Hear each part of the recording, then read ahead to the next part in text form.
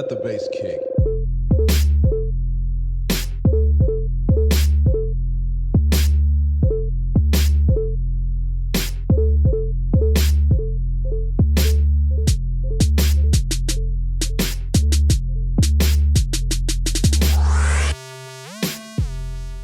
What up, what up, what up, everybody? Welcome back to Last Cash. This is episode 16. I am Will. This is my friend Marcus. And we are joined tonight by a very special guest. He is the CTO of Tree Industries based out of St. Louis area, Missouri. And his name is Joshua Johnson. Joshua, welcome to the show. Yeah, thanks a lot for having me, guys.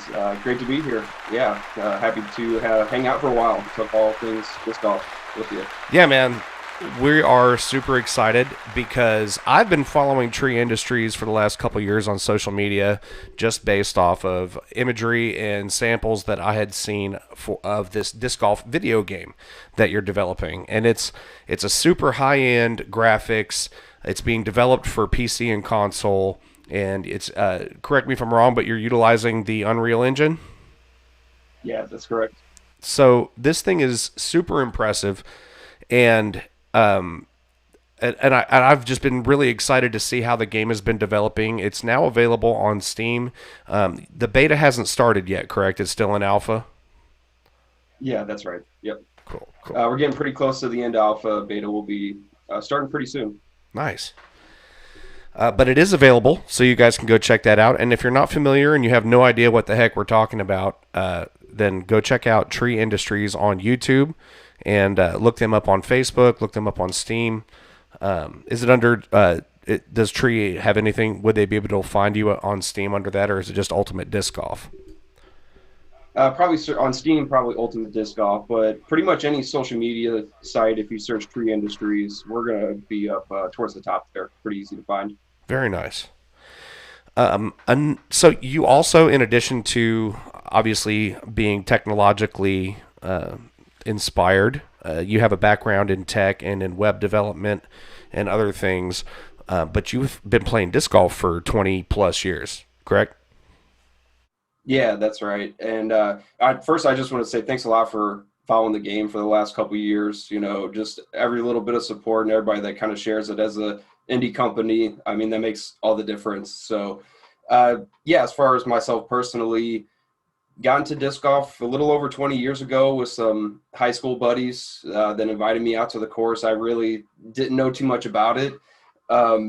You know, I have a background in a lot of different athletics, so football, skateboarding, wrestling, martial arts, you kind of name it. You know, I kind of always enjoyed a range of different sports, but, you know, once my buddies invited me out there, I played one time and I've been hooked ever since. So, started a family and kind of been more casual the last few years. When I was younger, I did play in a couple local leagues here. That was a lot of fun, but kind of starting to get back more into it now. Kids are growing up, and obviously with the game, it's a great excuse to play some more disc. Yeah, absolutely. And are the kids taking to it yet? Is it still something that seems kind of the jury is out on it? Starting to, yeah. My son, who's the older one, he's gotten into it more the last couple seasons. He's going to be turning 15 in a few months here, so. Yeah, he's taken to it, and his drive's getting pretty good. My daughter, it's still kind of, I can get her out there and walk the course. She'll throw it a couple times, and it's just like, okay, I'm happy to enjoy the nature for a little bit, I guess. That's how kids are, for sure. Yeah, and that's the tricky part. A lot of parents, they push it a little too hard as disc golfers, and they're like, you got to be into this. Come on, you have such talent and such potential. You need to take this seriously. And then the kid turns 13, and they're like, there's other stuff I'd rather be doing right now. So, yeah, it's one of those things you just got to cross your fingers. You can't make a TikTok on disc golf, so that's why kids aren't really jumping onto it. I did. No way. I swear to God I did. You're one of one. I have a disc golf TikTok video up there. It was me glancing a shot off of a barn roof I found in the woods outside of my house right after the quarantine started. Got a little stir crazy there. But yeah, to respond to what you had said, man, I'm absolutely in the crowd that is super excited and amped. And I think anybody that's not super excited about your project is just not aware of it. They haven't either seen any of your content on social media or anything like that. But as soon as I saw just stills of the graphics from that game and like details of the baskets and how those are rendered and everything, it was just, I immediately, my full attention latched onto it, and I was like, yeah, follow, subscribe. I want to see all this stuff because I'm a gamer as well, and I'm passionate about disc golf. But when I take time off from disc golf and promotion and running tournaments and stuff like that, if I have an empty day, I'll sit and play PlayStation for like 4 hours. But I've never been, we'll get into my preferences in gaming later. But so I imagine that you also, you must be a gamer to get into, to even have the idea of, what were you into? Like, what, are you into the online gaming? What kind of games do you play? RPGs. Yeah, so just going back a little bit further, I used to play a lot of first-person shooters, so like Battlefield, when some of those first games came out. Kind of from that generation that before, they have the big esports events and things like that nowadays. I played in a couple like where you just basically was a bunch of guys and girls just setting up a server kind of on the fly, and there was no real organization to it and all that stuff. So did that for a long time, and I've also played a few of the online multiplayer games like the MMOs. Don't have a whole lot of time for those anymore, but I did used to enjoy a few of those as well. That was always my thing, and that was what I was about to say. Didn't know if I should really break open that can of worms yet, but I'm and people, like, I don't know, I feel like I'm shunned or judged in some way because I have never been able to really get into the online gaming stuff. I've always been a person that prefers the long, story-driven, open-world, single-player campaign type games, and that's where I can control it. I can totally dive into it and escape from my life if I need to for an entire 12 hours at a time. But I don't end up being sucked into the antics of my friends and what wins and challenges they need to get and complete and stuff like that. And I dabbled with it a little bit. Like I got a headset and I signed up for the accounts and all that stuff, and I was about to really get into it when the pandemic first started and I was off work for a month and a half. But then the Final Fantasy VII Remake came in that I'd had on pre-order for like 5 years. So I ended up playing that for a week straight. It wasn't healthy what I was doing with that game, but I played through the original. I've not had a chance to play the remake yet. man, it's intense. Like if you played the original, like for me back in the day, that was one of a very influential video game, easily top 5, top 10 video games of my entire life. But and it was really what got me into that kind of game because I hadn't really gotten into the Zeldas and the Final Fantasies and stuff like that up to that point. But yeah, so reliving it with new graphics and the full experience of what video games have become, it's special. You'll appreciate it. Yeah, I took a look at the graphics on the YouTube videos that I saw, and I immediately thought that I was wondering if they were going to actually throw some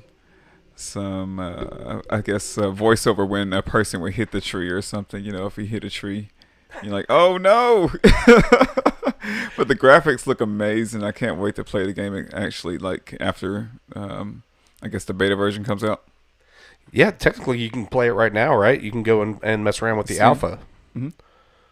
If you got a PC, I would say you probably need at least like a medium level gaming PC. You don't need the highest end, but it does have, just from looking at the graphics, you can see it does use some modern rendering stuff. Yeah. Uh, yeah. So the beta Play right now. is that going to be available also just on PC?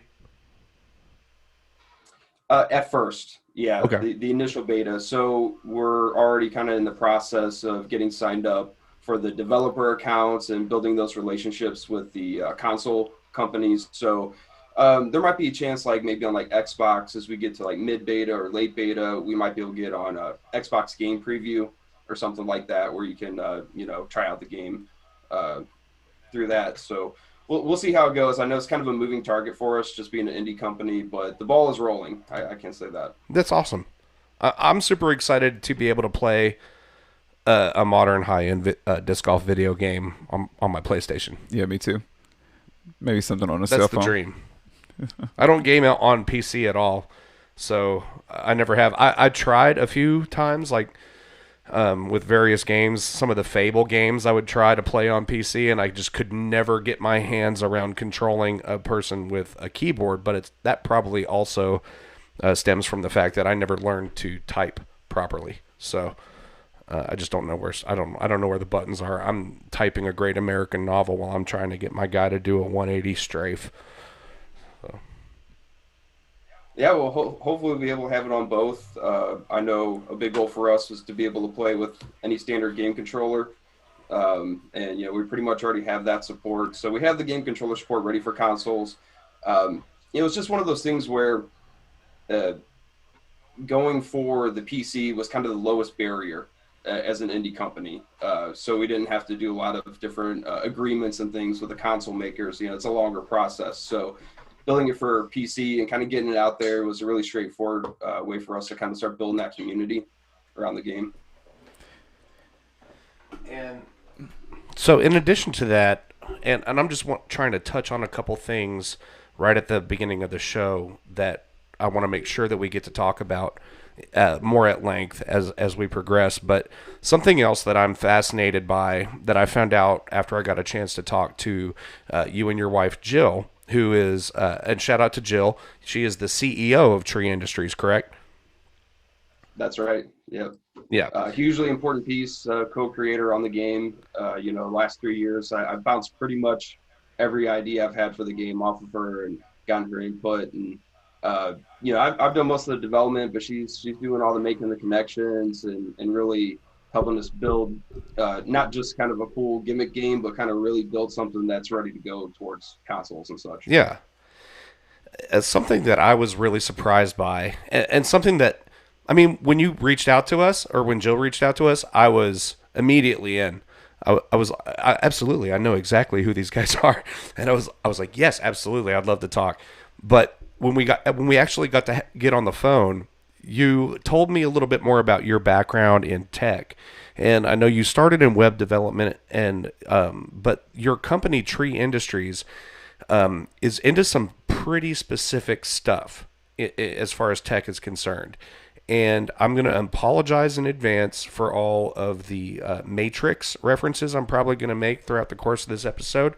But Tree Industries does a lot of work with artificial intelligence, machine learning.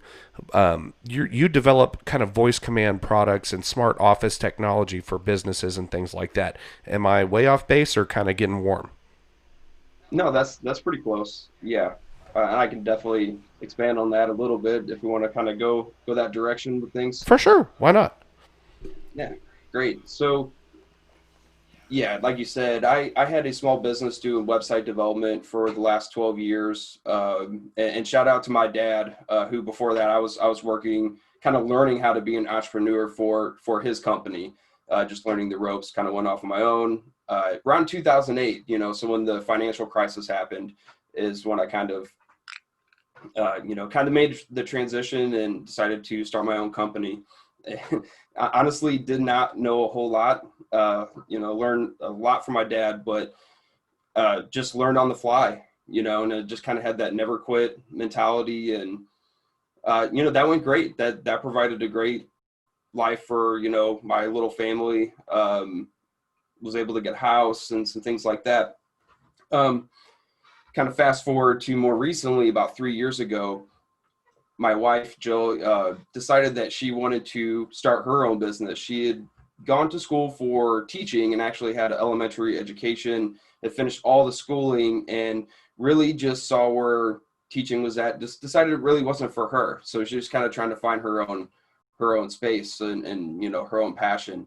So, we've been throwing around a lot of ideas for what she could start up. And I'd really kind of hit a wall with the web development. I could make a website blindfolded with one hand tied behind my back at that point. So I was looking for a challenge as well. So we kind of put our brains together and kind of came up with this idea of Tree. And really what it is, it's we're trying to be a socially responsible technology company with a focus on things like open source, privacy, accessibility. So there's a ton of technology companies out there, and really for us it was how can we do things differently than a lot of the other ones from the ground up, from the very inception of the company. So when we do things like the smart products, anything that we build will never track your data. We never resell data. We never use it to spy on you or give you recommendations. We're very, very, very 100% all in on privacy in all of our products. So that, yeah, there's other companies doing things like obviously Alexa and the Google Home and things like that, but we're trying to be different in that aspect.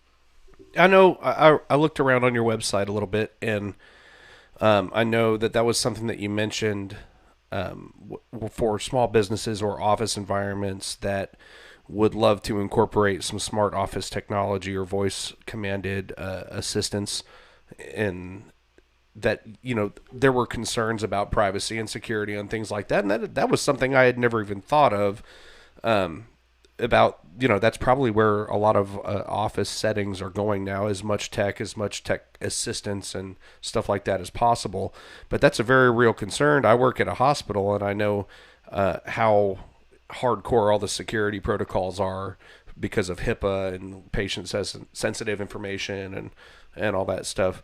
And this is something I imagine, because Tree has been around you started the company and started working on the video game at the same time. So you've been developing all this AI technology and doing all that stuff alongside creating this. Do you sleep? Correct. Probably not enough. I try. Yeah. No, to be honest though, I do keep a pretty good balance with everything. I've been doing this, kind of small business, work from home for quite a few years now. So I like to think I've got it pretty figured out. I can keep very busy and be productive, but also not, kind of get too far into that and always be on the clock 24/7 because my computer's right here and I can do that. So, but yeah, I mean, we got a lot of cool stuff going on. It's been a crazy ride so far. It's been a lot of fun, and we're really just kind of getting started. I can't wait to see where we go next. We got a few things that are really starting to kind of hit that tipping point. The game's one of them. We've been steadily progressing with it, and just being here, I think hanging out with you guys kind of shows that it's gotten some interest. So we got some other projects that are really starting to move to the next stage. One we got that's pretty cool is actually a smart assistant for the education system called Ezra. And what Ezra does is essentially work as a 24/7 teacher's assistant. So right now, most schools can't afford a live person to be teacher's assistant for every single classroom. So we want to fill that gap where this kind of hands-free voice-based assistant can do a lot of the managerial tasks for a teacher, so they can kind of be more focused on the students and the teaching and things like that. So some features like taking attendance. We're doing some things with contact tracing for moving around room to room with the new COVID procedures and everything. Now that's interesting. How do you feel about the whole concept, the idea of contact tracing? Because the very idea of it seems very invasive. I mean, yeah, I'm totally with you there. Very intrusive. Like, you want to know exactly who I was talking to, what time they were there. How does that person feel about like me knowing and giving out that person's location? It's like you need to confirm it before you give it out. Yeah, that's one of the scariest aspects of COVID for me is just the whole idea. I mean, to really put it in a more accurate and kind of generalized aspect, it's just like our perspective. It's the more control of our lives that we're giving away because of the threat of this pandemic. It's becoming a concern. I mean, I think for a lot of people. Yeah, but they're trying to be safe about it. So yeah, I'm not saying your company specifically. I'm just the whole idea of it is, the way our lives have changed in a really kind of overall sense, I guess. I really think that's been one of the cool things about starting Tree is that on a personal level, I tend to lean that way as well. Um, I had huge concerns about smart technology privacy. Pretty much most people freely hand the information away at this point if it has one of the big tech labels on it. And for me, that was a concern that there wasn't a lot of education for one, talking to people about how their information is used and providing alternatives for that. So I think one thing about the school contact tracing, it might be a little bit different because we're only going to be tracing within that school. So, at a time when, your kids are supposed to be, in a place where somebody's responsible for them at that point, you kind of, I think most parents would want to know where the kids are at anyway. So it's not really a big deal. But I definitely agree in the public, in the general public setting, it's a little bit more of a gray area on the contact tracing. Yeah, and another reason I'm glad to be able to talk to somebody with some kind of experience and even attempting anything in that arena. I mean, because to us it just sounds like a scary thing. Anything tracing and contact, those are scary words. You put them together, it's kind of like, wow, contact tracing. I saw some stuff. Somebody posted a link to a page on the CDC website talking about a shielding approach to COVID-19. We're talking about like within a community designating certain households as green zones and moving high-risk people into those households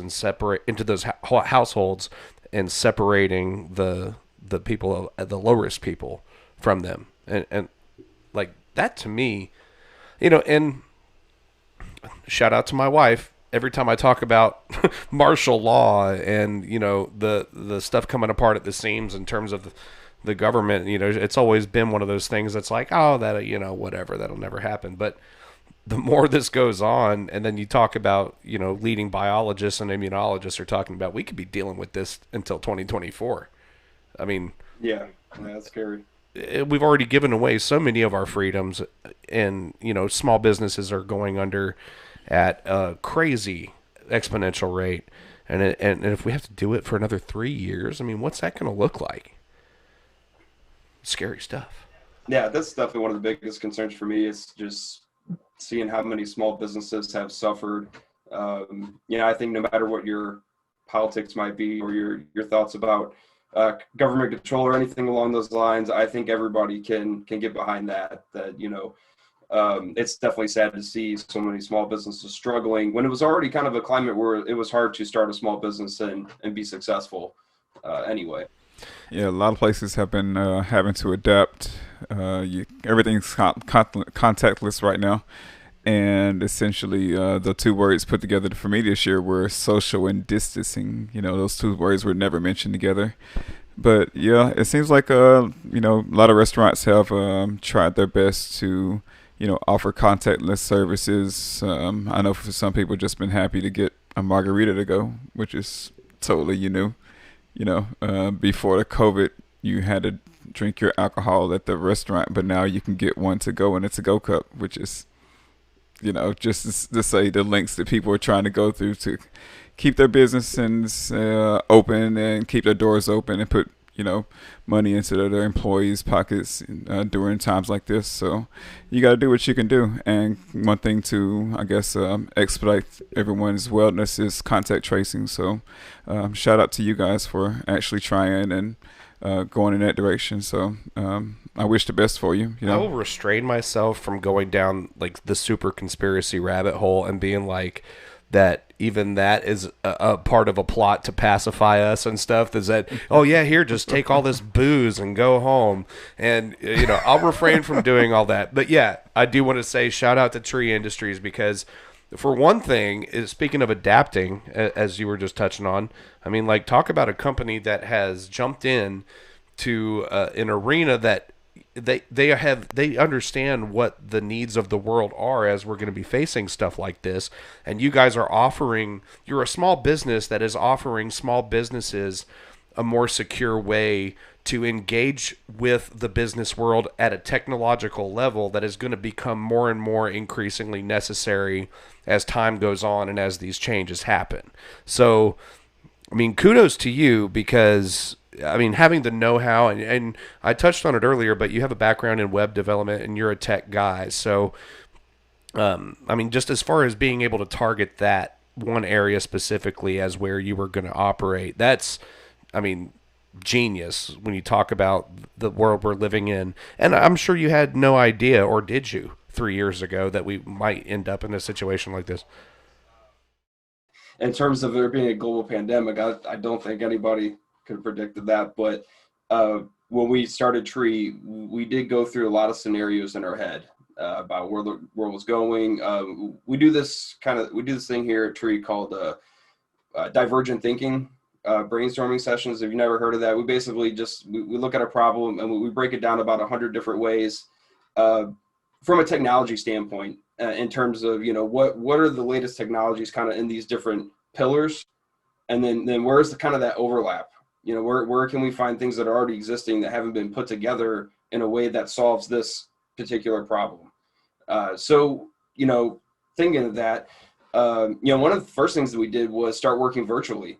So we were doing virtual work 3 years ago, but well before the pandemic started. Since we first started, we wanted to be efficient, not necessarily building green energy, but when we get a building down the road, we have plans to be net zero. Always looking at that type of forward thinking. So we started doing that right from the get-go, and then COVID-19 happened, and we really didn't have to make too much of an adjustment to our operations. That being said, we still had our struggles just from the downturn. I personally got sick earlier this year when we were kind of right in the middle of heavy development, and this was a little bit before they were doing testing.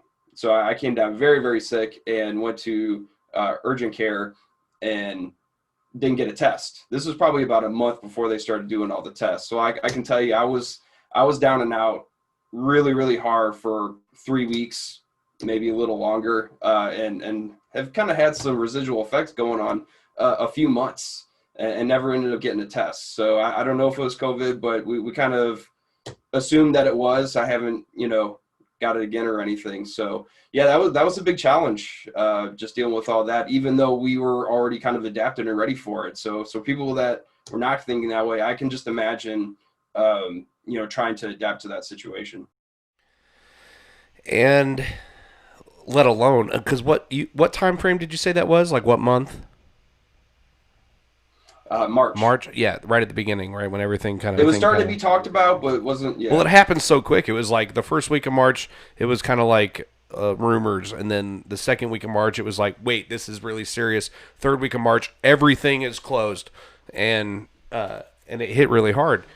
But I memean, working remotely, being able to do all those things, being in a tech world, I can say that for us, in terms of administrating a large disc golf club, it almost seems like the stars aligned in a certain way. Like if this was going to happen, if it had happened any time before this, disc golf would not be exploding as a result of the pandemic. If we did not have the technological avenues that we are utilizing, in terms of just, disc golf communication, and disc golf being, a sport that you can participate in while social distancing and taking precautions, but also in business.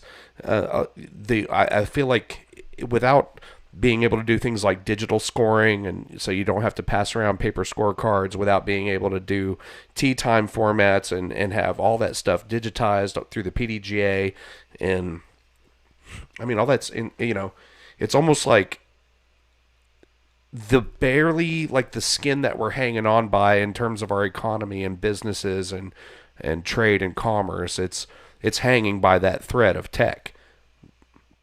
hmm Yeah, I would agree with that.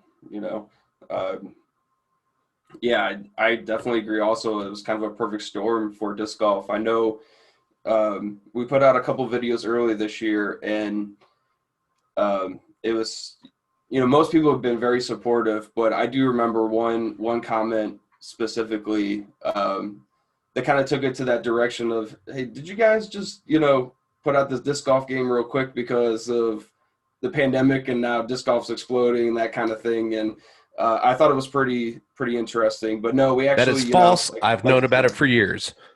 there you go. Yeah. Silence the haters.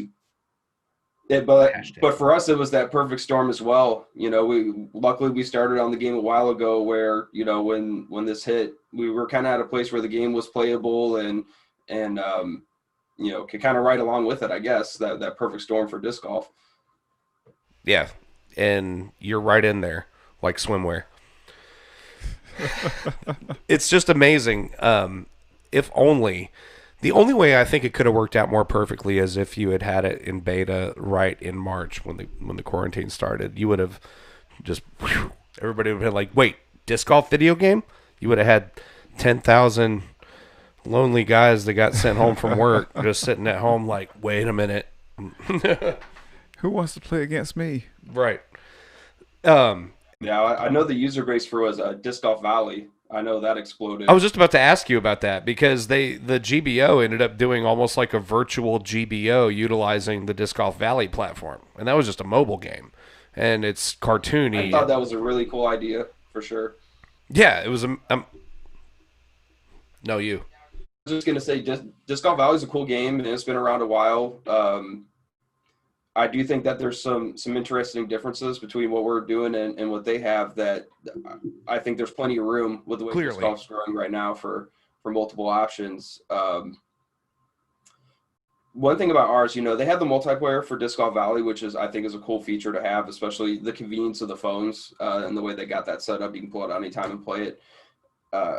Our multiplayer that we're working on will be a little bit more like a GTA or Fortnite where, you make that custom character and then you're going to load into the course and actually be able to see other players running around and watch their disc flying and, emoting to each other and kind of all those other things you expect from kind of that interactive online game to kind of build that community aspect of it while you're joining the multiplayer mode. That was going to be one of the big questions I asked you was how kind of open-ended is this? How confined are you by, the hole-to-hole, shot-to-shot aspect of disc golf? Because that was my one big hope was that it wouldn't be like that it would be, like you're able to walk around and interact with other players and stuff. That is phenomenal. And I mean, honestly, it makes sense.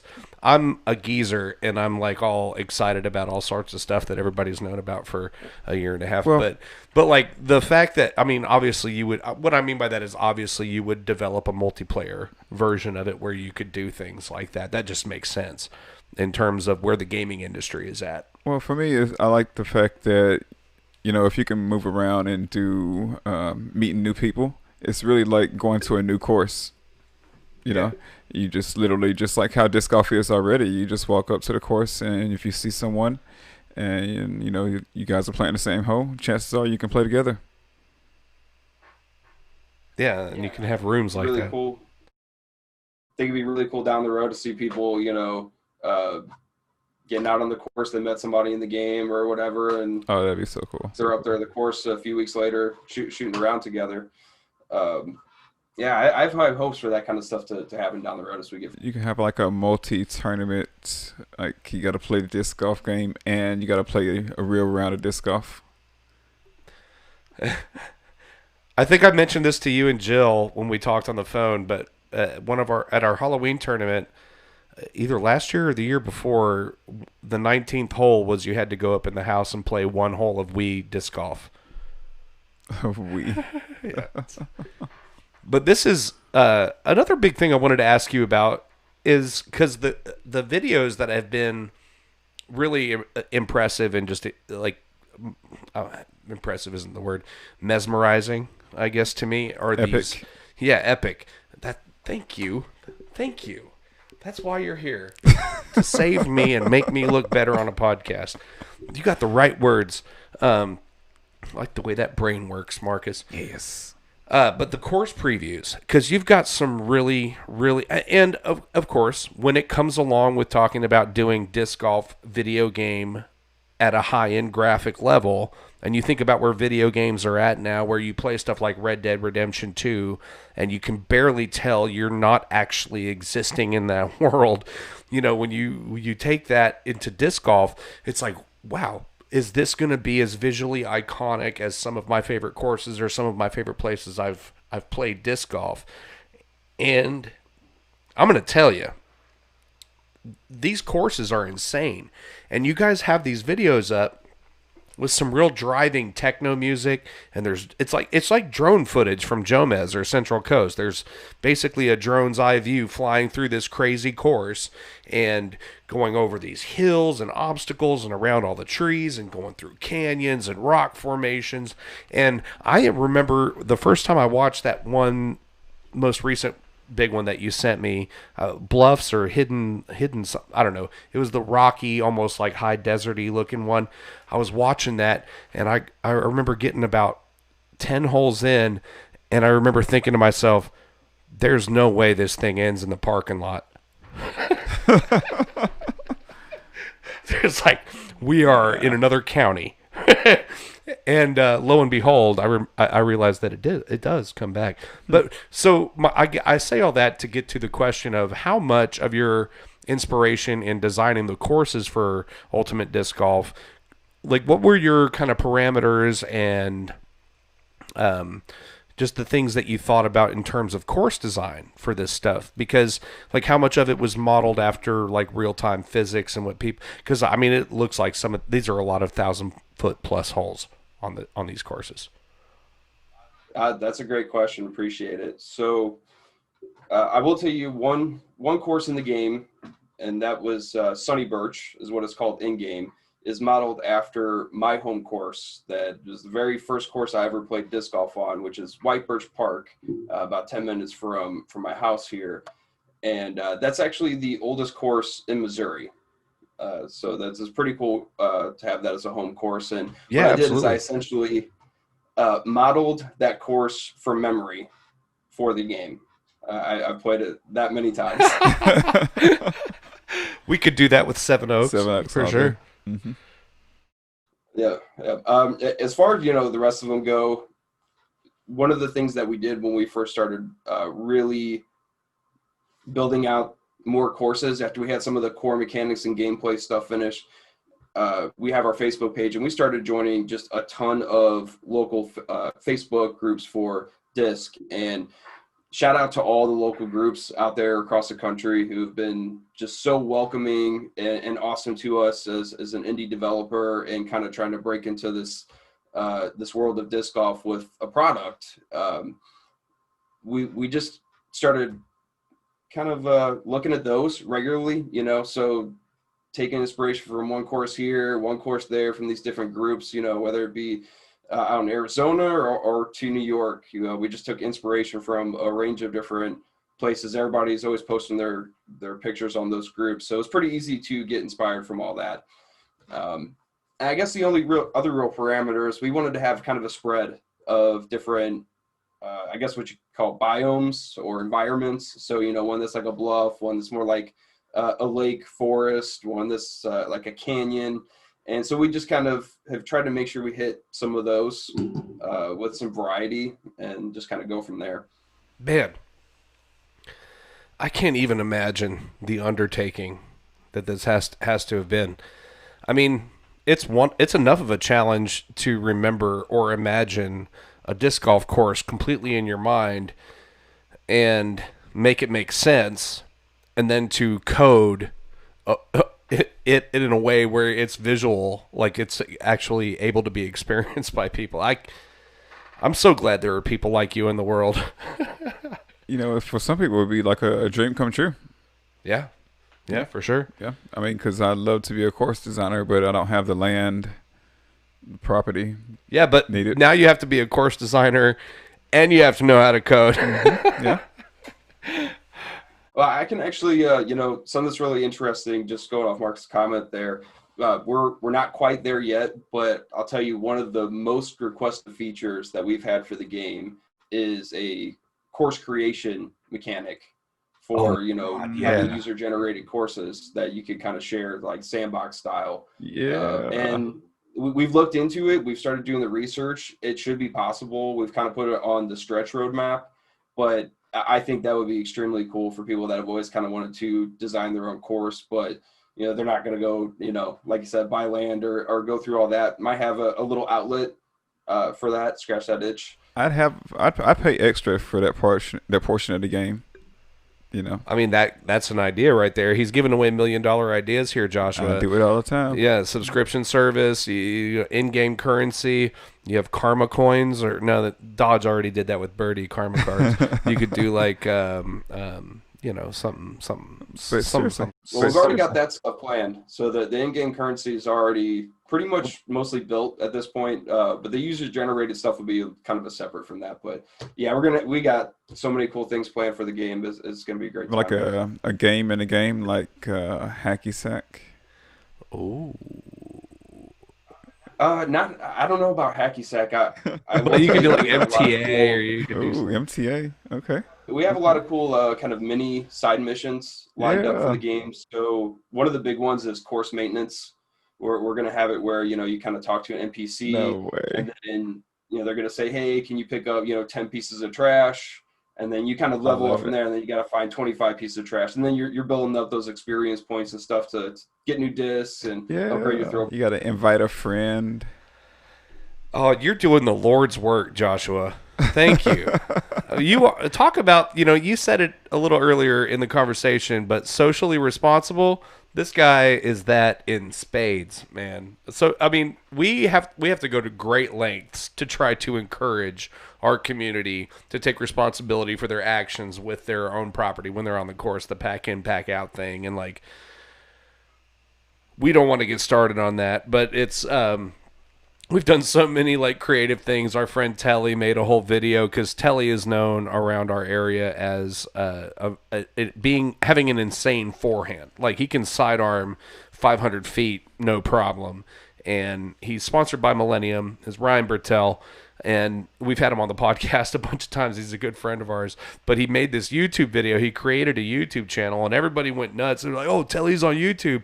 And the video was titled Tips for Forehand Distance. And so I posted it on our group pages and stuff, and it was like within 6 hours it had gotten like 1,700, 1,800 views or something. And he was like, what did you do? But it was, the whole thing was setting up into the video. He's like, yeah, a lot of people ask me, what can I do, Telly, to get some more length on my sidearm? And I have, a lot of people are doing a lot of different athletic training regimens and stuff. And, there's the strong disc golfer, the disc golf strong. He's like, I'm on the hard physical labor program.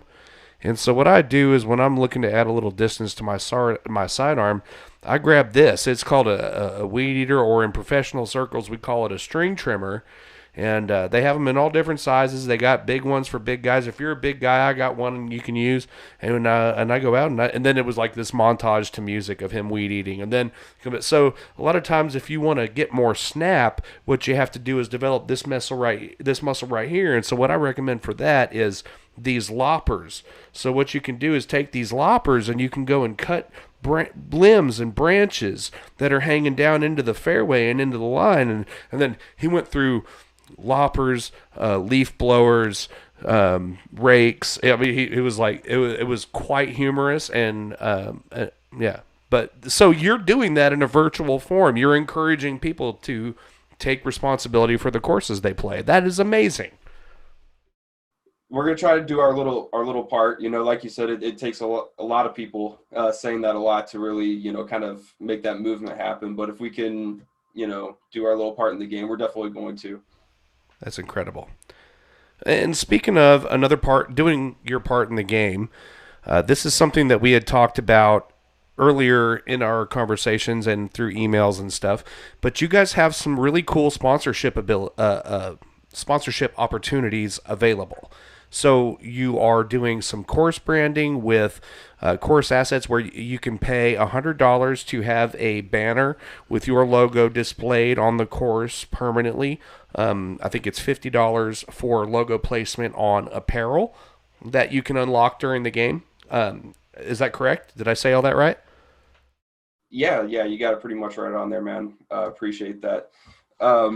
Is that something that we should be advertising on this, or do I need to edit that out in post? No, I appreciate you plugging it. I'm Okay. definitely happy to plug that. It's great timing right now, actually, now that we're getting close to beta. just to give you guys a little bit of a background, the audience a little background, when we first decided to take the game public, I'd been working on it just mostly on the side and was showing Jill here and there. And it was kind of like a light bulb went off for her. I just showed it to her one day and she's like, hey, it's time to take this to the next level, put it out there. So not long after that, we started having that idea, well, we're self-funded, we're an indie company, we really want to push this game. We have a lot of ambition for what we want to do with it. So how do we make that happen, right? How do we bring those two worlds together? So we started to reach out to some of the bigger disc golf manufacturers and companies. And we had some great conversations with the people at Innova, Dynamic, Jomez, a couple others. And, like I said, we had some great conversations, but it was one of those things where the game was still pretty early. So we didn't really, take it to the next stage. And I think we were kind of looking for, a lot for what we had, which was really maybe more just a little. And somebody just coming and looking at it for the first time, which was totally understandable to us. And we appreciated their time. But now we're at that point where, the game's come a lot further along. But really, we kind of circle back around and said, how do we bring the whole disc golf community here into this single digital space? And so we really kind of looked at what we originally were asking for to kind of get involved with the game and who we wanted to be involved. So we circle back around, like I said, and really tried to set the pricing so that any disc golf startup, can afford to at least maybe get their foot in the door. So we can bring as many people kind of under this tent of the game as we can. So, speaking on that, happy to announce we have our first disc maker that just got signed up a couple weeks ago. So we'd like to welcome Wild Discs to the game. Yeah. And Wow, if you haven't heard of them, Yeah. they're a very young startup. They've got 3 molds, and what they do is they donate a portion of every purchase to wildlife conservation. So shout out to them. That's amazing. Nice. Shout out to Wild Disc Golf. I assume you're in contact with the people involved in that company.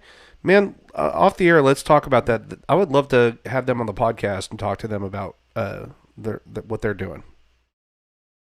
Yeah, sure. Got their contact info. We can definitely try to help you set that up. No That problem. sounds like just something I could get behind. But moving forward. A lot of games have been focusing on like real dramatic openings. Are you guys thinking about doing anything as far as like a dramatic opening, with like a disc golfer trying to make the last putt on like a hole 18 into the course or something like that, or just scenic views of the video game itself? Yeah, that's a great question. Appreciate that one. We have a lot of what they call in-game cinematics. This is kind of the term that we use for the game development. Basically, having that dramatic style, the extra camera effects, and all those types of things. We're definitely working on some of those. Like the Tiger Woods heartbeat is always one that stands out for me. Yeah, our goal was to get the physics and mechanics and kind of that core gameplay loop for the game down first. And what's cool is we've really gotten a lot of that pretty much done. So we're moving on to some really fun aspects of the build at this point, such as the in-game cinematics like you were talking about. So we can have a really cool intro sequence that maybe cuts to a few different customized characters, that kind of AAA production level is what we're shooting for. Just takes time, so we're kind of building it, one little building block here and there, and releasing it as we get it done. I know the one thing that the one thing that keeps catching my eye the most is how well the baskets are rendered, the chains, the close-ups of the baskets, and even the background. Like it's almost like it's vignetted in a certain way, or just focused in the right way, where it's almost how you experience it IRL when you're on the course and you're just zoned in on the basket, and toward the edges everything kind of fades. And that was one thing that struck me, was just how accurate the attention to detail on the visual imagery was. And that has got to be just mind-numbing to achieve that level of detail. And I've seen the development of the animations and how the characters actually move since I started following you guys like 2 years ago to now. And I remember seeing it was like pretty kind of chunky and glitchy at the very beginning, and now you could go swimming for a disc. I mean, do you have like a top 3 or even like a favorite just hilarious glitch or bug that you encountered during development of this game that you would care to share with the listeners, the viewers? Yeah, sure. We had a couple very early in the game. We implemented like NPC, kind of like small woodland animals. So we had some squirrels and some rabbits running around one of the courses. We're still going to have those, but when we first implemented them in kind of the public alpha, what we did is I didn't put it to where they would run away from the player, like kind of get scared and run off. So you could run up to one of them and they would stand there, and then you could jump on it. And then you could basically ride the little squirrel or rabbit around the course. And I remember, I think it was Tyler Brickley with Disc Golf Comedy. He was checking out the game, and I think he spent about 10 minutes running around the animals on one of the courses. So that one's up there. That's amazing. I think we had I know you were kind of talking about the open world feel of the game and everything, and that was something that was really important to us. But one thing we wanted to make sure to do is for people that wanted that faster pace of play, that we still had that teleport feature, so you could go fast travel. Yeah. So we have that fast travel in the game, so you can do either or, kind of just a single button press. So you can be running around, and then you can just hit one button. It knows where your next throw is. It takes you right there, and you can start. There's no accounting for the attention spans of some people these days. I get it. Sure. Yeah, and we want to accommodate everybody. I think we got a good balance right now. But when we were starting to work on the teleporting, what happens sometimes the disc physics would cause it to get stuck on the top of the basket. And so what you would do is if you try to teleport it, it was some kind of physics thing where it was like the most powerful trampoline you'd ever seen, where when you teleport, it would just catapult you right off the top of the basket, like 200 feet in the air.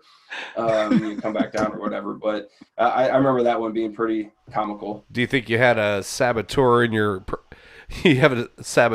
programming department that coded a high-speed fan in the top of the basket right there? Maybe not. Yes, it's those little things, there's been some that I know you kind of mentioned that were definitely, I would consider mind numbing to fix. I'm not going to lie, but we just work through one by one, and the game's getting cleaner and cleaner at this point. So I can't complain. Man, I mean, obviously it's an extensive process, even if you have the benefit of a huge production company behind you. I mean, some of the games that I wait for years at a time are backed by some of the biggest video game companies in the world, Rockstar and Ubisoft and all that stuff. And it takes years for them to get it right. And so honestly, and again, I don't ever even seek out gaming at the PC level ever, but I was surprised to hear that the alpha version of it was available for people to check out on Steam. And of course, I've never messed with Steam, never even looked at it at all. But I was, that's really cool. You're allowing users to be a part of the process as it's being developed. And I'm sure that you're getting feedback, and there's avenues of communication that have been established and are ongoing throughout that process. Do you engage in a lot of communication with people that are playing the alpha and stuff like that, or is we've built up a really, really great community. We have an active Discord. So if for any of your listeners that might not be familiar, Discord is kind of like a online chat system. You can easily set up a server. It's great for small communities. If you're building something specific, you kind of set up a Discord server, start inviting people, and it gives the community a really direct way to interact with us, the development team. And we started that right as soon as we put out the first public alpha for the game. And so shout out to our Discord community. if they're listening out there, they have really driven the direction of the game. They're all, disc golfers slash gamers, and we've got well over 100 people that are active on the Discord. It's kind of like having an extended development team or testing team, and the fact that they'll give us their free time and have given us a bit of money to help us with development. I can't thank them enough. We wouldn't be able to do what we're doing right now without them. That's great. I mean, like, again, a mention of how perfectly timed everything has been with this whole pandemic and everything, and the way it's developed is part of that technological benefit that we have now is the ability to create communities online virtually in all sorts of different kind of formats and mediums, and there's all sorts of different avenues or ways that you can go about creating those. There's Discord, there's all these different places where people are engaging and actually participating in activities together that traditionally, historically, have always been in real life only. And obviously video games have been virtuals by design, by kind of by implication since their inception, but online gaming has revolutionized that and made it super mainstream, where just about any person, especially males from age 10 to 40, is playing online video games. The majority, I would say, of those people in America are playing some kind of game, even if it's not on a console or on a PC. If they're playing mobile games, online gaming has become just like a household thing now, and everybody does it. So yeah, I agree. Especially with games, disc golf games, your Red Dead Redemptions, any kind of like game where gets a good story mode. The story definitely leads you to playing a game a lot longer, no matter if you're like young or if you're old. So the old guys get into like your Red Dead Redemptions and your disc golf games, and the young guys get into your Rocket League. Oh, Rocket League. Oh, yeah. That's nice. He's calling me old and him young because he was just playing Rocket League 5 minutes before we got you on the Zoom meeting. So 2 minutes. Gotcha. That's a fun one. I played a little bit. My son plays a lot of Rocket League for sure. So, I mean, but that's why I think that there is so much value, because obviously it could be like your typical golf game that's in every bar where it's just shot, shot, shot, shot, shot. And it could be amazing. It could be epic. It could be really, really, like the UI could be really streamlined and really friendly. But the ability to make it more of a disc golf experience and be able to interact with other players in a virtual setting and all of that stuff, I feel like, to me, that's going to make the game more valuable to me. Now, you offering the option to cut through all that stuff and just go to the next shot, that's also incredibly insightful on your behalf, or on your part, because I know one of the most successful weekly events that we run is the Wednesday night Tag Stravaganza, where everything is optional. It's $1 to play, and that goes straight to the course fund. If you want to get in for $2 more on the Ace Pot, you can. If you want to get in for $2 more on a CTP prize, you can. If you want to get in for $5 more on a side bet split between AMs and pros, you can do that too. But it's all optional. You get in at whatever level you want. And I feel like that's something that more and more people are going to find more and more value in these times that we're living in, because more and more of their options and choices are being taken away from them. So, I mean, it just sounds like you're really creating an amazing, worthwhile video game experience for disc golfers, and that's huge. That's just as we talked to Steve Dodge about Birdie when it was still in development, and we tested it and all that stuff, and it was, it was striking to me, even for board games. And I don't know what the percentage of young people is that plays board games or tabletop games in this day, but it seemed to me like having a disc golf board game on the shelves next to other board games, that's huge for expanding awareness of the sport. And this almost double that or tenfold, because how many people play video games? Everyone. I thought it was awesome to see how well the Birdie Board Game did, seeing the community come out and supporting their Kickstarter and them just smashing their goal or whatever was pretty cool to see. So, you know, obviously there's definitely enough people playing board games still, or maybe it's just the disc golf community is that awesome to each other. But either way, yeah, like you said, you know, there's just so many gamers out there. I know you mentioned, Will, that I think there's a lot of people that are similar to what you mentioned, where you'll do, you know, whatever it is, disc golf, if you're into some other sport or some other activity, and then you're coming back and in your free time playing some kind of game. Mm-hmm. And I think that's true for just so many people out there that just from so many different backgrounds and interests, they'll go do one thing, but there's this kind of underlying thread that there's just almost everybody's, you know, playing some kind of game. And that could be, you know, a Facebook Words with Friends game to, you know, a high-end first-person shooter. It's all gaming, you know? Yeah. Yeah, what I like about the fact that you guys are getting into the gaming industry with disc golf is that I've noticed a lot of games recently have been having like in-game tournaments or other options. So, you know, with that being said, that's definitely something you guys can take advantage of. Yeah, we mentioned the virtual GBO. Yeah. Yeah. Do you, as speaking of alternate functionality of the game, do you have any plans to be able to do like an in-game kind of tournament and even open-ended or closed-ended within groups and stuff like that?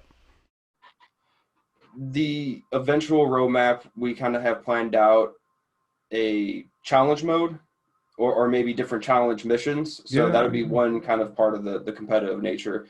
Then we also want to have like maybe ranked tournaments and stuff like that eventually. So it would be kind of a specific this weekend only, you know, exactly, enter yourself for the tournament and kind of have those revolving events to, you know, kind of keep things interesting and fun and kind of always a little bit different. Here you go.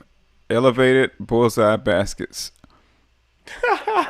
Any hope for that in the future of Ultimate Disc Golf?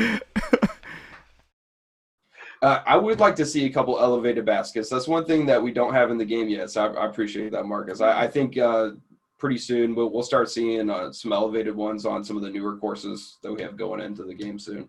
All right. Well, hey, Joshua, I'm going to pause the recording and take a quick break so that we can go to the bathroom. I know you have a house full of kids. Probably be good for you to check in with your wife and kids. I'm assuming it may not be the case. But then we'll roundabout. I also want to have an opportunity to interject this little montage preview video, commercial break that I'm working on. I've got my disc golf bag here too. We're doing in the bag, and we're doing many other things before we close this thing out. The main idea was before we took the break, I was gonna try and get the preliminaries out of the way, so all the audience has a firm understanding of what you're doing, where you're from, where you're living at. And now we're going to get abstract and we're going to go outside the lines for the second half of the show, because I got all sorts of weird rabbit hole type conspiracy theory stuff that I want to explore that angle a little bit more. I just don't understand technology enough. It scares me. So, but yeah, we'll be right back in just a moment, guys.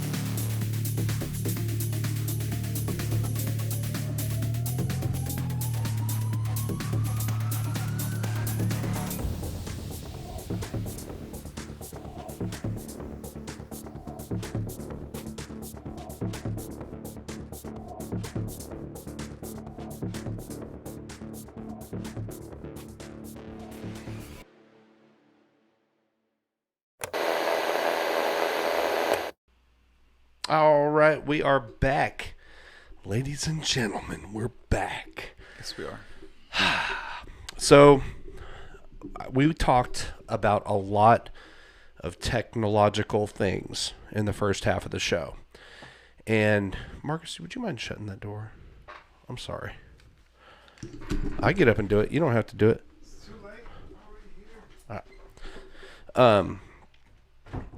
Now I want to touch back on disc golf. So you, like we mentioned, you've been playing disc golf for a long, long time. Super hooked, very avid disc golfer. I can't imagine you find very much time to play between keeping these businesses running on the latest technology and developing this video game. But I know you've got your disc golf bag there handy, so tell us a little bit about what you're throwing. Are you brand loyal at all, or is there a company you prefer? I don't really have a preference. Let's see. I'll go ahead and grab a couple out of the bag here real quick.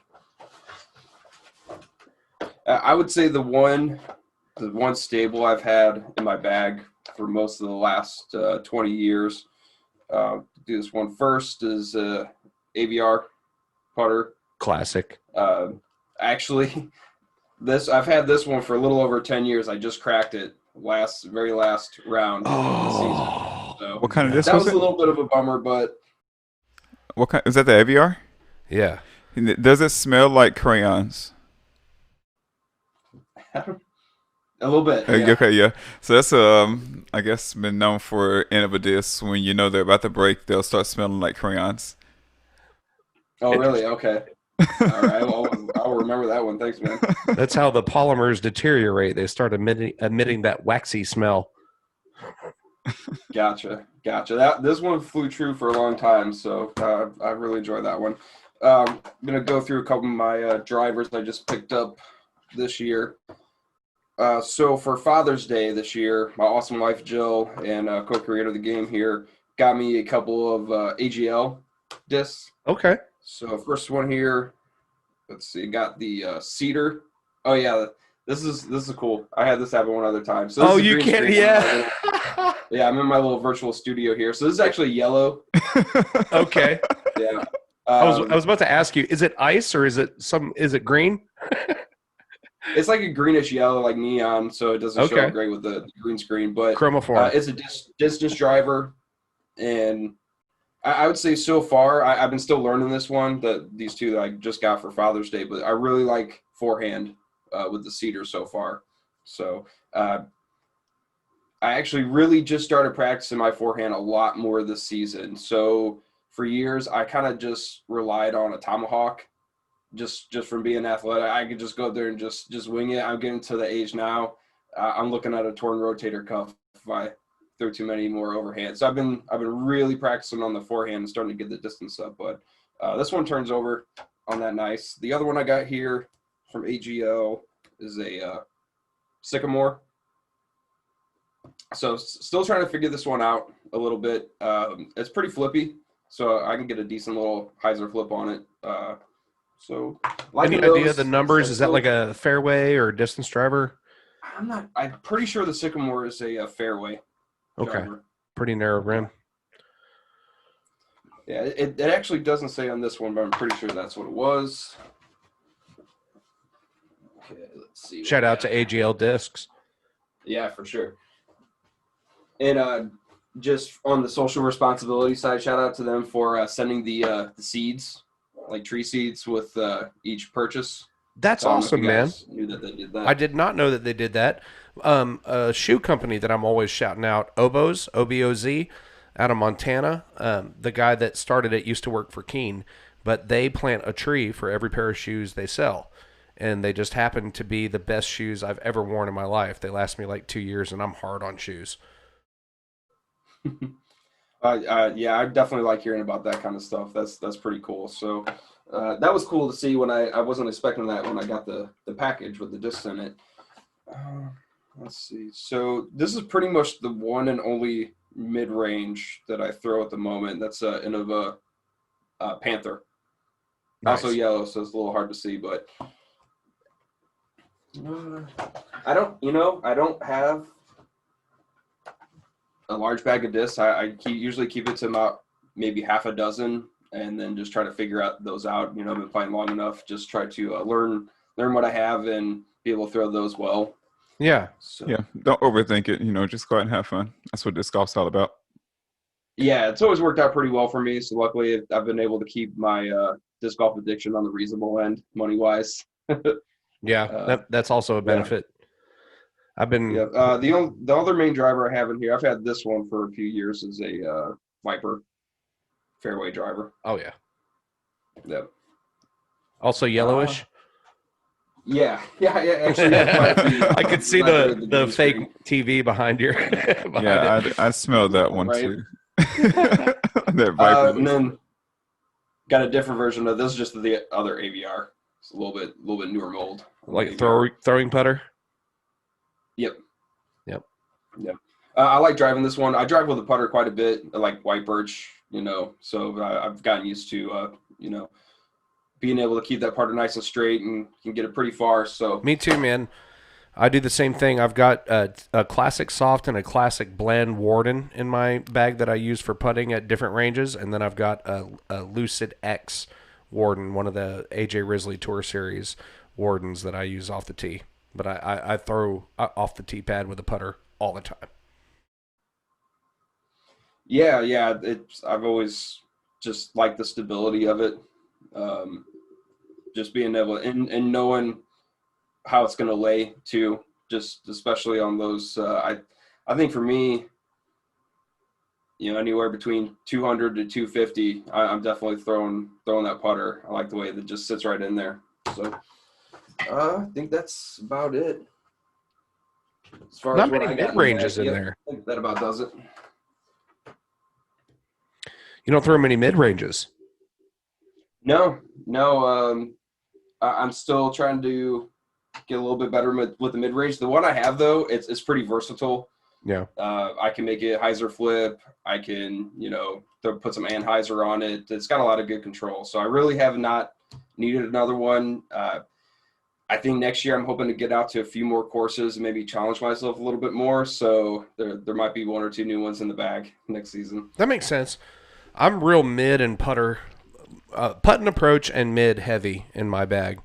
And then I've got 3 fairway drivers in varying stabilities and 2 distance drivers. One for the win, one for not. Yeah, I'm more of a multiple of the same disc kind of guy. So I've got a couple balls, couple destroyers, couple truth, couple AVRs, and then a couple utility discs. Do you think that well, I kind of lost my train of thought there. I was trying to go after something that we touched on, and I let it go.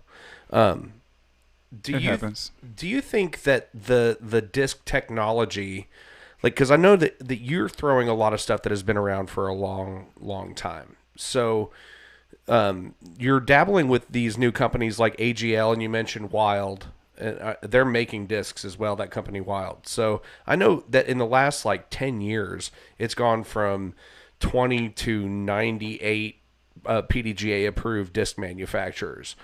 Do you see, how do you, being that you're a tech guy, do you think about that kind of stuff, like the disc technology and stuff? Because you've got MVP that says that the gyroscopic technology of their overmold discs kind of improves the flight, and then all the different types of plastics and all the different injection procedures and these new coloring do you feel like that's gonna get to a point where we're gonna reach the ceiling on new disc technology? Have you ever thought about, being that you dabble with different kinds of technology, the PDGA a couple years back did approve the implementing of electronic devices into the molds of discs.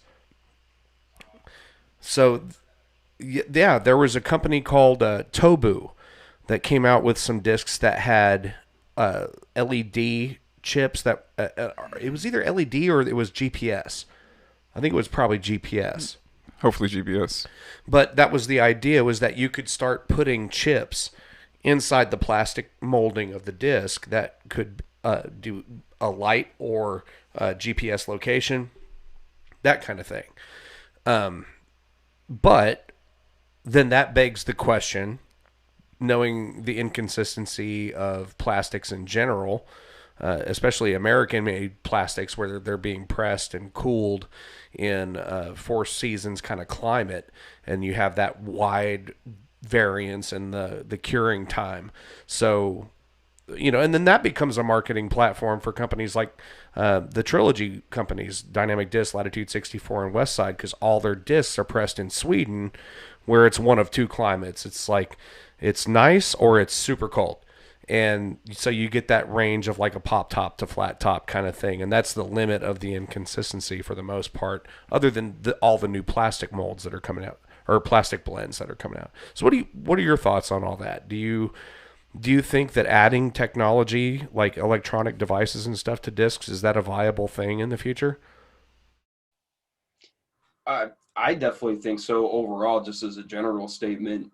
The size of electronics is continuing to shrink, this size and weight. So the difference in a mold by putting in one of these little chips that they're coming out with now is going to be very, very negligible. And I mean, you're not going to feel it. You're not going to see any difference in flight. They're so small and minuscule that it's almost like they're not there. Yeah. So I see it being viable. Now, how popular will it be? Yeah, I think that comes down to, solving a problem. I know a lot of times the technology founders, ID people, they tend to create a problem for their solution rather than the other way around. So it's rather than finding a problem and then seeing that problem clearly and then coming up with a solution, they kind of do it backwards. So it really depends on, is the technology being implemented solving an actual problem? And if it is, I think it'll be viable. I also think it's really cool. I think it'll be cool to watch where the technology goes the next 5 to 10 years, given the growth of the sport this last year. And I think that trend's gonna continue. So obviously there's an influx of money and being able to dedicate more resources to R&D and things like that for new molds and technologies there. So I don't think we've seen the ceiling yet, just with the growth of the sport. I think that's going to allow companies to do some really cool experimentation. Now, whether anything long-term comes out of that, I guess we'll see. But I think they'll be trying for sure. Yeah. What are your thoughts on, I'm sure you've at least you're aware of the conversation that has been kind of gaining momentum for the last couple of years in terms of changing the baskets. Do you feel like the game has evolved to a level where the targets that we have approved? I'm just interested to get your opinion on it, because as somebody that thinks technically and that kind of thing, and you being around disc golf for as long as you have, clearly the people playing at the top level of our sport are miles above and beyond the majority of people that play it, and it's getting to the point where the amount of strokes under par are just obscene. So do you feel, where do you weigh in on that subject? I know it's maybe not been as hot a topic as of late, but but in a very overarching way, I think that's still something that's very much in discussion. Well, I think if you want to see the sport continue to mainstream and kind of reach into pop culture, that it is going to have to, I think, adapt in some ways. And that might be a little thing, but I think increasing the challenge at the top level, creating more intensity, can only help overall in terms of, as the sport gets, hopefully more coverage on like ESPN2, and I know that's coming up tomorrow. No, I think for casual players, I mean, for me personally, I don't mind it staying the same. Yeah. I could definitely use it to stay the same. But I think, like you said, at that top level, I think it could add an extra layer of excitement. I just wonder, I mean, and we've gotten into this over and over again on the podcast, I just wonder if there are other things that aren't being considered before we make such a drastic choice to go with a different Don't kind be of scared. target. Embrace change. I fear change, bro. That's what I do. Do you prefer technical wooded courses or more open kind of courses. That's a big thing in the Southeast for us is it's you see the game developing where most of the big tournaments are playing in a lot of wide open spaces, and Golf courses. in Tennessee golf courses, and in Tennessee we play woods golf. So it's always this disparity. Like when we get the best players in the world in town to play a tournament, everybody wants to see them play our tough woods courses. But, it's hard to convince the people that are moving and shaking at that top level as far as promotions. It's, it's always, and there's been all sorts of bickering back and forth about it from players and promoters alike. So, I mean, what do you prefer to play? My personal preference would be a wooded course for sure. I know White Birch, my home course, is pretty wooded, couple open holes, but yeah, I mean, for me, just getting immersed into nature was as much a part of my experience with disc golf as throwing the disc itself. So it's kind of personal for me as far as wooded. Now, I do enjoy an open course, but I'd like to see at the top level some more wooded courses played. I know down where you all are at is there's some beautiful scenery down there. So shout out to your scene and some of the courses down there. Definitely hoping to get to play some of those wooded courses. But I think there's something to be said about some of those tunnel throws and things like that that create interesting dynamic compared to that wide open space. Yeah, clearly it's a part of the game. I mean, it's showcasing it in a way that's balanced and gives the people competing at the top level an equal opportunity to display skill in both areas. I think that's the balance. And we'll give a little sneak peek exclusive preview, but the 2021 Music City Open National Tour finale, we're going to play 2 rounds at Cedar Hill, a very heavily wooded course, and 2 rounds at Mill Ridge, which is a open-ish but lots of elevation and technical course. There are trees out there, but it's more open and more along the lines of what people are used to seeing. So, and we're going to have a cut after round 3 for the top 40 plus ties. So it's going to be, that's what we're shooting for, is to give everybody a chance to compete on both kind of fields and see who the best man or woman may be. Who's going to get last cash? Yeah, just don't get last cash. Especially don't tie for last cash. Don't do that. So my question, and this is one of the important ones that I just was itching to ask you, simulation theory. Are we in one?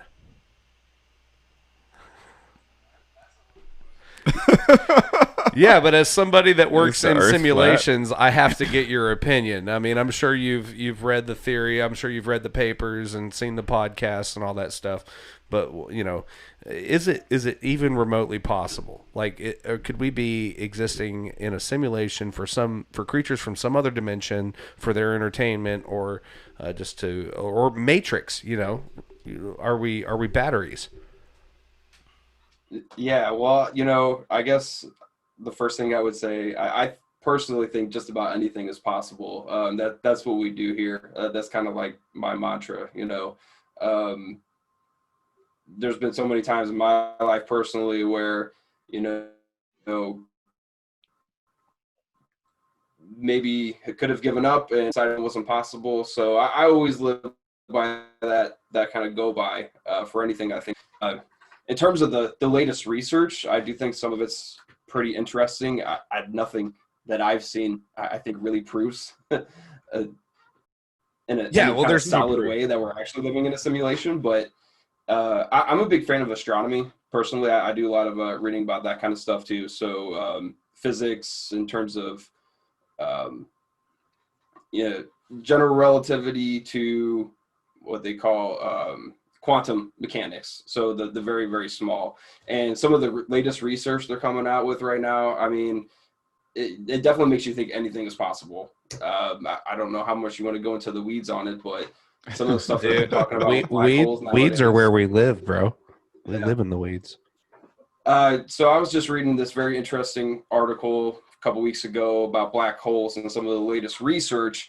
And so they're now starting to figure out and theorize that black holes don't actually, for one, they don't last forever. Two, they don't keep growing forever. They actually have a lifespan. And three, which is the big one, there's always been the thought that no information can escape from a black hole.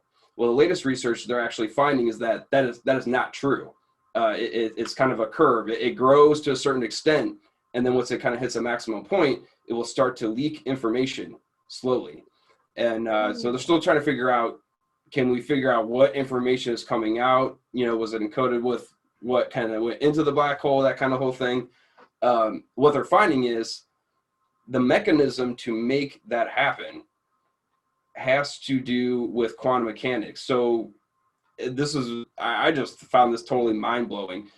It actually, the black hole has to create wormholes to drain itself of information as it leaks. So can I pause you for just a second? Can I ask you, when you say information, when it's draining information or to leak information, can you expound a little bit on what you mean by that? Because we know that like stuff goes into black holes and it expels energy, and there's stuff that comes out the other end, but I've never heard it framed as information. So does that mean like it's something that can be analyzed in a very loose term, calling it information, or is it like, are you getting binary code out of the back end of these space buttholes? Yeah, so let's say you had a basketball that went to the black hole, right? So will you see Wilson written in the stars on the other end? I think when they say information, I think they more mean what makes up that basketball, Right. the compounds, Okay. whether it's carbon or helium. Yeah, I wasn't meaning to make fun. I was just saying, like, is that what you mean? Is that like it's stuff that comes out that can be analyzed, so you can kind of find out more about what went in, or is it some kind of like spatial advertisement? I guess No, it's basically the same type of information that went in has to come back out. But it's right now it's all scrambled. Is basically they don't know how to figure out what's coming out from what went in. right. But the big thing about black holes though is, how can something leak information when the gravity of the black hole would just suck it right back in? And so what their theory is that the only way for this to happen is if it leaks information in a different place than where the black hole is physically. So this is the theory of basically non-locality and things like wormholes. So when the wormhole starts leaking information, it will create black holes, or not black holes, but mini wormholes. Yeah. Yeah. For where the information came from, basically. I don't know if you guys have ever heard of quantum entanglement. Yes. Yeah. So this works with basically quantum entanglement. So if a basketball goes into the black hole and those particles of the basketball were quantum entangled with like a carbon atom halfway across the galaxy, when that black hole leaks information, it's actually leaking it where the quantum entangled carbon was, not where the black hole is. So that's how it can actually leak information, which is leading physicists to actually kind of take that next step of, okay, wormholes theoretically should be able to exist, to now we can actually maybe explain one of the mechanisms that would make them happen in the physical universe. And that's impressive stuff. And for the audience who thinks that we've lost our minds and we look like we have something growing out of our heads, so quantum entanglement is through particle colliders. They've been able to do these radical experiments with different molecules where they just basically slam them together at interstellar speeds and see what happens. And they have come to find that a particle can exist in two different places and times at the same time. Right? Like to our observation, it appears simultaneous, but they're in different places in linear time and space. So it's like there's a relation between particles that can be transdimensional or interdimensional, or could be. That's the theory of it. So then you get into the whole idea that there's different realities or layers of perception or dimensions, as they call it, but this quantum entanglement with the black hole, like that is that is crazy. It's literally like a planet flies into a black hole, and the stuff that that planet is made of shoots out of some random spot in the galaxy or elsewhere. That, I mean, Yeah, I think it speaks to how connected everything is. You know, when you think about it, that something happening across the galaxy could, you know, in theory, have a physical effect here on Earth. You know, and we have no way,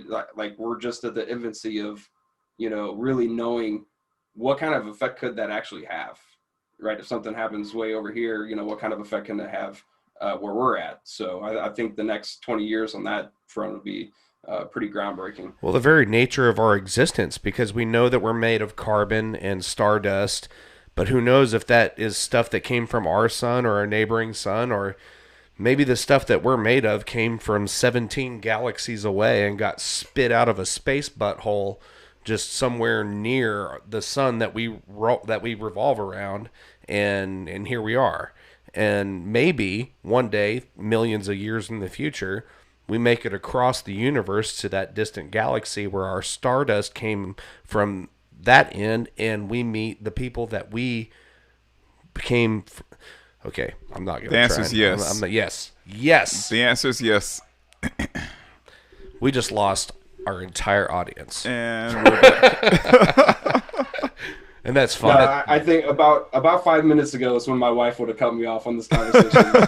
Aren't you glad that you did this with us tonight so that we can actually like talk about Nerd this? out, baby. I was a philosophy major in college, so it was like I got into. I'm fully certified to think deep thoughts about being unemployed, and you know I'm trained to ask people why you want fries with that. It's the old philosophy major joke. Nice. But no, so like quantum theory, quantum mechanics, quantum entanglement, all that stuff, that's definitely in my wheelhouse. I mean, and mainly just because of the effect to perception. And we touched on this earlier. We talked about social responsibility and stuff. And obviously, this new documentary, The Social Dilemma, has been taking the world by storm. And Tristan, that was the main voice of this documentary, The Social Dilemma, has been on numerous podcasts, the Joe Rogan podcast that I mention at least once every episode. But the video games play, not to the extent of social media, but video games and gaming have been used as examples in conversations about the effect of this virtual existence type escapism thing that seems to be becoming more of a trend in the world today. You know, they talk about in a game. It was a totally different guy on a podcast I was listening to recently. He was saying that, you know, they would do studies where it was like they present a mission to the people that are playing, where you go through the woods, and one where you go across the ocean. And so studies say that the people that went across the ocean played longer. So, okay, well, they abandon the woods and they go over the ocean. And then they do a study where they say, okay, so you're going to rescue an item or you're going to rescue a person. And then they find out that the people played longer when they were going to rescue a person. So it kind of follows the social media model of capturing, of our attention being the commodity, being the currency that is being traded through these mediums. So do you feel like, what are your thoughts on that? You know, obviously the effect of video games on kids and stuff like that has been a topic of conversation at the top level for decades. But is that something that's on your mind while you're developing this game? Is that something that you're trying to be conscious of and, you know, because obviously the whole point of it is to make it as immersive as possible. So it almost seems counterintuitive to develop the game in a way that doesn't capitalize on somebody's bandwidth to an irresponsible extent. I don't know. That's murky water for me.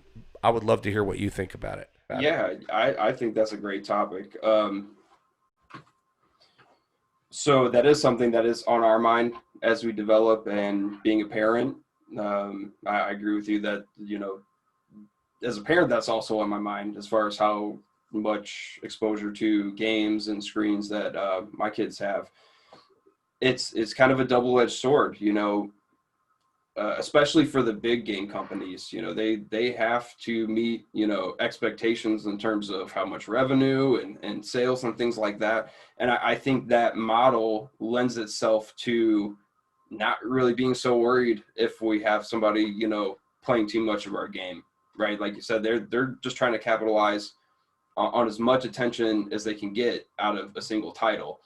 And that's a hard model to break out of when you're talking millions of dollars at stake for these gaming companies, on any particular game. As an indie company, I think we're in a unique position to not be quite as worried about that model. Obviously we still want to be able to support ourselves and have a livelihood, but it's not the driving factor for us. So, like for us, we can put in the game something, you've been playing for a couple hours, maybe you hit up the local course or something like that. We want to do those kinds of things in our game. We think it's important. You're probably not going to see that with too many of the big AAA gaming companies, just because that's just not something that they can do. But if we can, we will, I think. Well, man, I know. I'm sorry, I didn't mean to cut you off. I thought you were finished. No, I think that's pretty much it. You can go ahead. Well, all I was going to say was I'm very impressed by it, because I could tell just at a superficial level, based on initially you saying that you were trying to create more of an interactive experience and more of like the overall experience of playing a round of disc golf while you're playing this game, in terms of being able to interact with other players and stuff like that, and also encouraging people to be responsible with the courses that you're playing in real time. So all of this stuff, I mean, at the superficial level, when you're exposing people to disc golf through this game, I mean, you could not do anything actively or on purpose or intentionally to guide people in these directions. And at the very least, you're doing a huge thing to expose people to the sport of disc golf. But these things that you're doing very, very intentionally and by design, those are not only going to expose people to disc golf, but this is an age-old problem for people like us that are running clubs and running tournaments and trying to get more people actually plugged into the disc golf community, is how do we make that etiquette that is intensive and inherent to what we're doing, how do we make that translate at the beginning level, where people are just initially getting brought into our community, and they're, all the things that we end up always griping about, like the people that are actually involved gripe about the fact that nobody ever comes out to the course to clean up or weed eat or do work on the course. It's always the same 5 people. Or why is there so much trash laying next to an empty trash can? Or, all these things. And I had never even thought of it as an option, because there's never been something like this before. But you plugging those things in the way that you are, that is huge. The people that see this game and play it, and then they're like, oh man, this is a real thing I could go do for $15, and they go buy some discs and go play. I mean, but they already have some kind of exposure and understanding, not only to the sport itself, but to etiquette and the nature of the community. That's just awesome, dude. To me, like, the fact that you're in a position to be developing this game, and I hope that it will be wildly successful once it's released and it's available for purchase and stuff. And if there's anything I can do to help you further that goal, I will always be here. We can do this as many times as you want until we ever feel like we've kind of captured your whole vision for it. And I hope, and this is the one thing, and I kind of talked to you a little bit about it when we were on the phone, but I hate doing these remote podcasts just because so often we have our guests like right here in the studio, and it's so much more personal and stuff, and then there's a weird lag through the internet on Zoom meetings and stuff. But this has been, a super enjoyable conversation, and I hope that you will eventually come to Nashville and hang out with us, and we got a comfortable place for you to stay, you and your wife and the kids, if you can't get them to stay with the grandparents. So, but there's so many courses out here. You know, you could come spend an anniversary week or something like that in Nashville, and we'll show you around. Yeah, I know a nice bed and breakfast that'll take you guys in. Yeah. My buddy, oh, dude, we'll talk. I don't want to air anybody out over the air, but there's a guy with a cabin that you guys would really love. So okay, couple wrapping it up questions, because this could go on for a minute because we like to have fun with the last part of the show. But so say this is a simulation. Say we're not really here. And say that all of a sudden I've got some really cool armless sunglasses on, and I offer you your choice of a red pill or a blue pill. What do you choose? Let's see. Which was the red? Which was the blue again? I was hoping you Right. knew, because I just realized I couldn't remember. So let's just, for the sake of the conversation, That's just one of my favorite movies too. I'm mad at myself for not remembering that, but for the sake of the conversation, we'll just say that. Wait, no, I can remember, because the one guy said, why didn't I choose the red pill? So the blue pill, you wake up.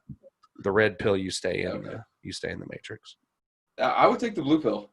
Yeah. I'd choose to wake up. Yep. I think. So you hate your Yeah, life, is what you're saying? Hmm? So you hate your life, is what you're saying? The simulation's not good enough? I'm just kidding.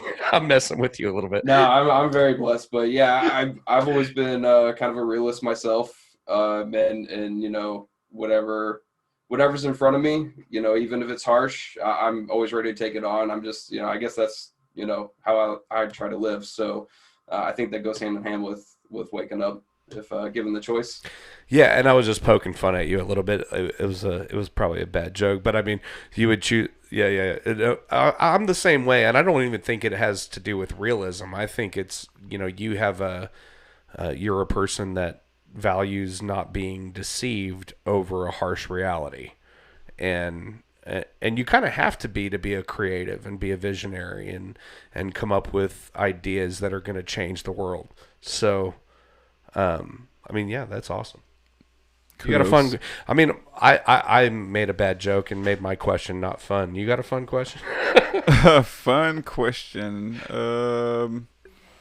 Man, I guess I could go like to the normals. You know. Don't steal mine. Oh no, I can't ask. Okay. Are you a Ford guy or a Chevy guy? Oh man, I'd probably have to go with Chevy. Ooh, okay. I like Camaros. Right. If you were a crayon, what color would you be? Oh, blue. Stand by. It's a good classic answer. Sure. Yeah. Nash I have a good reason for that. But Blue's pretty, man, and you can find it pretty easily in the woods, no matter what the season is. Very true. Your turn. Oh, do you put your right shoe on first or your left shoe? left shoe.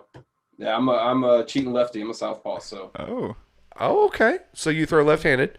What do you think about people that throw, like, because I've got, like, the guy that got me into disc golf, he throws right hand, backhand, and he can only sidearm with his left hand, so it's basically the same throw. Have you ever met anybody like that? No, I'm a little bit ambidextrous myself, but not with throwing. I always throw with my left, but I'm a right-handed, but I skate. that with the disc before. Yeah, it seems like that would be really frustrating. I'm right-handed, and I skateboarded goofy-footed, so like I was left-handed. But, yeah, I can't imagine, like, if you were right-hand, backhand, and you could not learn to throw sidearm with your right hand. I don't know. You got another one? Nah, I'm good. Pineapple on pizza? Yay or nay? Ooh, pineapple question. This guy. Sorry, say that again. Pineapple on pizza? Yay or nay? Oh no, that'd be a no for me. Oh goodness. Right one on the whiteboard Yeah, for you my just. team. Yeah. I'm losing Marcus over here. I know, right? Joshua Johnson is on Team Will.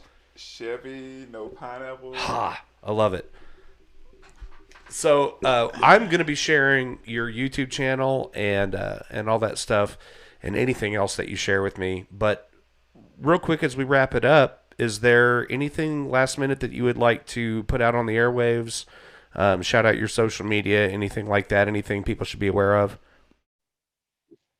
Yeah, like I said, we're getting ready to enter beta here next month. Really appreciate everybody who's following along with the game. If you're interested in checking it out, you can go to pretty much any social media, Twitter, Facebook, Instagram, YouTube. Do a quick search for Tree Industries or Ultimate Disc Golf. We should pretty much come up to the top, and we really appreciate just checking out the game. We're, like I said, we're still in alpha, getting close to beta, so we're still improving things, but plenty of information on all of our social media about where the game's at and where it's going. Man, everything looks amazing, and I could not be more excited to play this game. And I might try to get a dongle for my MacBook that will allow me to plug a PlayStation controller into my MacBook so I can get on Steam and check it out. But I'm super excited. I know you mentioned on Facebook that you are going to be doing a couple more interviews coming up in the near future. Would you like to let anybody know where they can look forward to hearing you talk some more about your project? I'm still waiting on some links, so we'll be posting that on our social media. These really just kind of getting the ball rolling on them, so we'll make sure to post it. But yeah, we're definitely going to be doing a lot more interviews and hanging out with great people like yourselves. So thanks again, guys. I'm definitely happy to come out and hang out again sometime. Yeah, we'd love to have you in the studio, man. That'd be a great time. And we've got a bunch of cool events going on around here all year that you could check out too. So, and it's Nashville, there's all kinds of fun to have in Nashville. Get you some cowboy boots. Don't do that. Don't come to Nashville and buy cowboy boots. That's a bad look. Everybody will pick you out of the crowd. But yeah, Joshua, thank you so much for taking the time and for telling us so much about your projects, your passions, your history. It's been an absolute blast talking to you and getting to know you, and I can't wait to do this again as the game progresses and continues to move to new heights and new levels. This is something that I'm just personally really invested in at this point, and I can't wait till I get to play disc golf on my PlayStation. It's going to be awesome. I appreciate the excitement. It was great meeting you guys and getting to hang out and talk. So I definitely plan on making it down to Nashville sometime. We'll get it set up. Hell yeah, man. All right. Well, thanks again. You have a wonderful night. Peace and love to your family. Hope everybody's happy and healthy. And ladies and gentlemen, thank you for tuning in. And like, share, subscribe, rate, and review. Follow Tree Industries and Ultimate Disc Golf on all social media. And we'll catch you guys on the flip side. Never tie for last cash. And never tie for last cash. See you, Joshua. Thanks again, man.